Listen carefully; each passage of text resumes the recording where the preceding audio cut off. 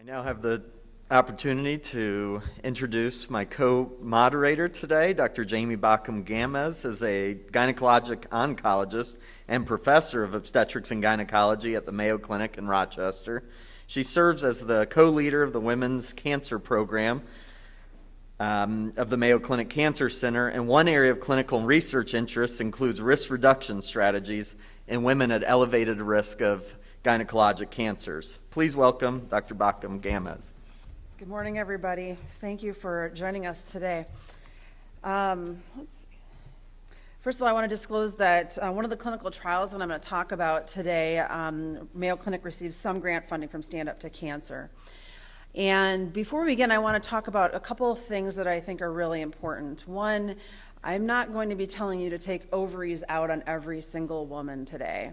I do care for a lot of women with ovarian cancer, but I want to stress, first of all, that the patient population that I'm going to talk about today makes up less than 1% of the female population.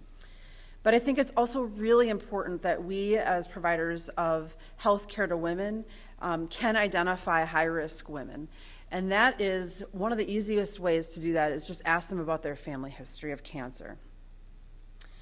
In the next 20 minutes, I'm going to go through, we're going to learn a lot about hereditary risk, ovarian cancer, as well as uterine cancer. I'm going to talk about some of the genes that confer an elevated risk of ovarian cancer, some of the genes that confer an elevated risk of endometrial and uterine cancer, or endometrial and ovarian cancer, some of the guideline-based surgical risk reduction strategies that there are out there, and this is a talk on surgical risk reduction, but I will digress a little bit on the medical side of things.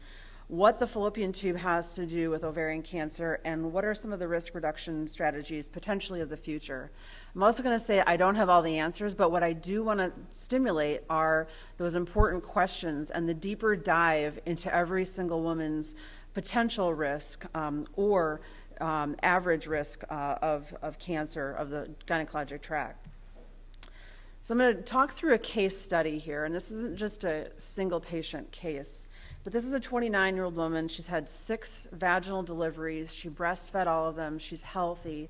She came in with bloating and abdominal pain for a few weeks. Her youngest is 3 years old.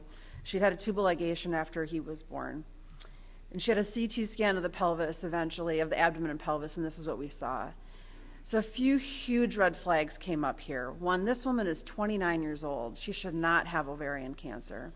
She's also had 6 children, which decreases the risk of ovarian cancer. She breastfed, decreases the risk of ovarian cancer. She had a tubal ligation, decreases the risk of ovarian cancer. But here